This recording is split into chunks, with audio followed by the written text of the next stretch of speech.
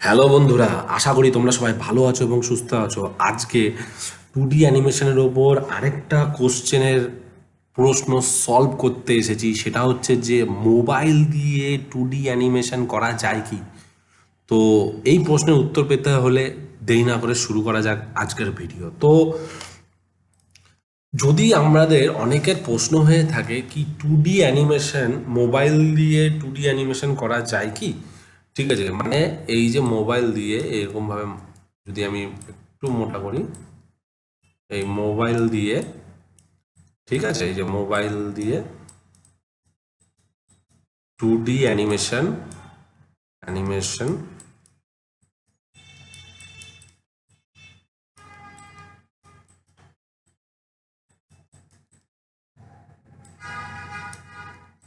Animation করা যায় কি। যদি আমার উত্তর বলে থাকো, আমার উত্তর জেনে থাকো, ঠিক আছে, তাহলে বন্ধুরা হ্যাঁ, তো 2D অ্যানিমেশন মোবাইল দিয়ে করা যায়, ঠিক আছে। তো দেখো, যদি এক্সপার্ট লেভেলের যদি তোমরা 2D অ্যানিমেশন করে থাকো না, করতে চাও, তাহলে তোমাকে কম্পিউটার ইউজ করতে হবে, টু বি অনেস্ট। মানে যেটা সত্যি সেটাই আমি তোমাদেরকে বললাম। কিন্তু যদি বলো যে অনেকে আছে যাদের কম্পিউটার কিনতে পারে না, অনেকে আছে 2D অ্যানিমেশন শেখার ইচ্ছে, কিন্তু এই মুহূর্তে কম্পিউটারটা অনেকটাই দাম হয়ে থাকে অনেকের ক্ষেত্রে, যাদের কাছে যারা কিনতে পারে, কিন্তু তাদের ইচ্ছা আছে যে তারা 2D অ্যানিমেশন করবে। তো আমি বলবো যে যারা কিনতে পারছো না তারা অবশ্যই করতে পারবে। কেন করতে পারবে না? তার জন্য মোবাইলে ফ্লিপ ক্লিপ বলে একটা অ্যাপ হয়ে থাকে।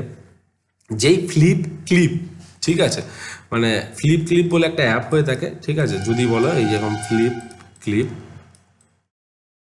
CLI ক্লিপ, ঠিক আছে, এরকম ফ্লিপ ক্লিপ বলে একটা অ্যাপ হয়ে থাকে, ঠিক আছে।